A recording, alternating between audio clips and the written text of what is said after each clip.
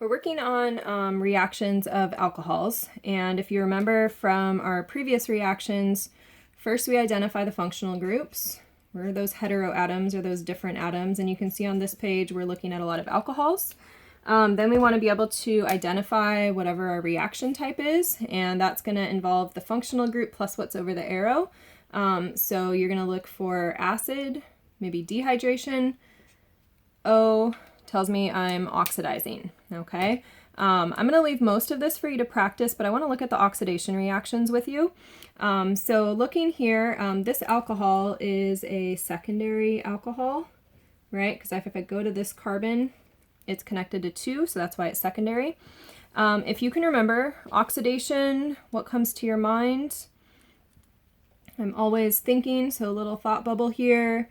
I'm thinking, oh, this is an oxidizing agent, and I'm going to lose 2 hydrogens.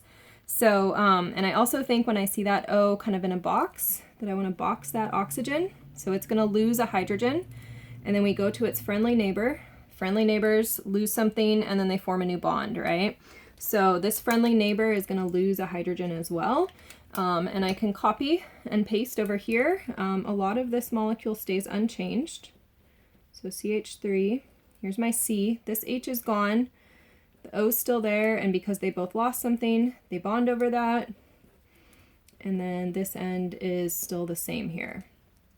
So when I'm finished, you can see a new functional group here in the middle. This was one of ours that we learned in this chapter.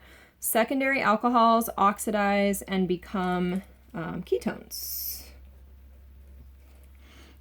So that is in contrast to primary alcohols, which we saw on this page. This was a primary alcohol, and it oxidized and became an aldehyde. Aldehydes are always at the end of a chain, so that makes sense that an end of the chain alcohol makes an end of the chain aldehyde. So that's our oxidation. This cannot go any further.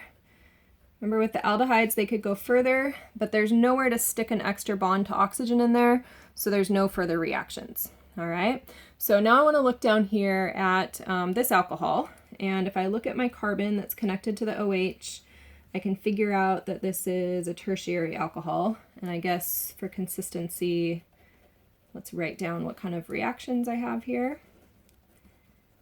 It's oxidation. I kind of jumped to that, but the place I can tell that it's oxidation is looking at what's over the arrow, right?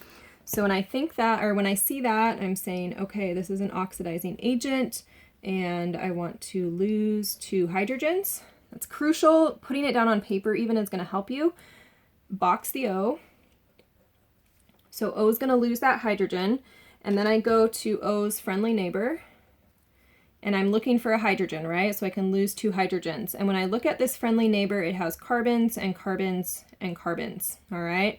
Sometimes I'll go to my neighbor and ask for birthday candles. It's just something I never seem to buy. And so if I go ask this neighbor for birthday candles, it's like, sorry, all I've got is eggs. I have no birthday candles. So you need it to have an H, so you can both lose an H. Because it doesn't, that means there will be no reaction here, RXN for reaction.